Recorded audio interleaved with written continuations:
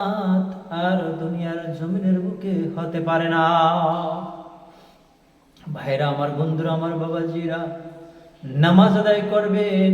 5 ওয়াক্ত নামাজ যদি পড়া যায়, 5 ওয়াক্ত নামাজ আদায় করে যখন ফজরের সালাত আদায় করে পিতা মাতার জন্য দোয়া করে, রব্বির রহমহুমা কামা রব্বায়ানি সগীরা। ফজর থেকে জোহর পর্যন্ত পিতা মাতার কবর আযাব মহান আল্লাহ তাআলা মাফ করে দেন। জোহরের নামাজ আদায় করে যখন পিতা মাতার জন্য নামাজ আদায় করে দোয়া করে, জোহর থেকে আসর পর্যন্ত কবর আযাব মহান আল্লাহ তাআলা মাফ করে দেন।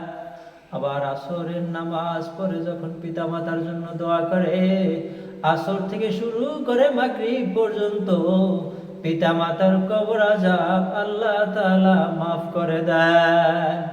এশারের নামাজ আদায় করে যখন পিতা মাতার জন্য দোয়া করা হয়, আয় হায় রে ভাইরা আমার, বন্ধুরা আমার, বাবাজিরা, ভালো করিয়া শুনিয়া লন। এশা থেকে শুরু করে ফজরের আগ পর্যন্ত পিতা মাতার কবরে যদি আযাব হয়, এই সন্তানের নামাজ আদায় করে দোয়ার খাতিলে আল্লাহ তাআলা সারা রাত্র কবর আযাব মাফ করে দেন। শুক্রবার দিন ফজরের সালাত আদায় করে পিতা মাতার কবরের কিনারায় দাঁড়াইয়া যখন কবর জিয়ারত করা হয়, পিতা মাতার জন্য দোয়া করা হয়, এক শুক্রবার থেকে পরের শুক্রবার পর্যন্ত আল্লাহ তাআলা পিতা মাতার কবর আযাব মাফ করে দেন। আল্লাহ আল্লাহ কে মুবারক নাম হায়, আল্লাহ আল্লাহ মোমেনু কা কাম হায়।